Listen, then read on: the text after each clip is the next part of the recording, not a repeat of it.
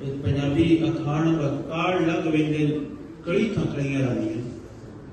मतलब है कि औखा वेड़ा लग वेंदा है लेकिन आफ्टर शॉक्स या उस वेड़े दे विच जिन्हें साथ दिता होंदा है या जिन्हें धक्का दिता होंदा है कई इंज भी होंदे ने मैं जेड़ा डुबदे ने होर धक्का दिंदे ने मैं डुबेरड़े चले वो सारे पीछे याद रह रहे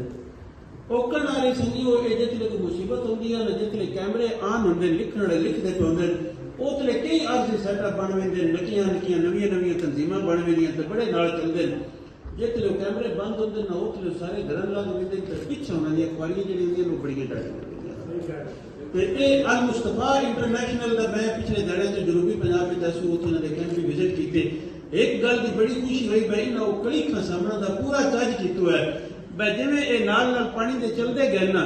इन्हीं पिछा अपनी एक्टिविटी बटेंदे वेंदे ने उस पिछा राशन की तकसीम और मेडिकल कैंप ते उस पिछा अगला प्रोजेक्ट के जेड़े कोठे बटले रह गए वो बना के देविए ते नाल किसानां समझण वाला ना ये बड़ा जरूरी है गल अगे भी होंदी है मैं एक अखाण है मैं बाबल दित्ती पाई तो मैं हिको डंग पकाई देवे सच्चा साईं मैं नित पे पकाई ये वंडन नाल ते कुछ दिहाड़े ही लगदे ने अगो हथ बंदा भुखा हो जांदा है ये कोई इंज चज करिए भाई आप कणक की फसल आ गई ते ये जमीन जड़ी है अल्लाह करे वत ये कणक की फसल इतनी भरपूर दे लवे भूख ना पड़े ते बस बहुत शुक्रिया जिन दोस्तों की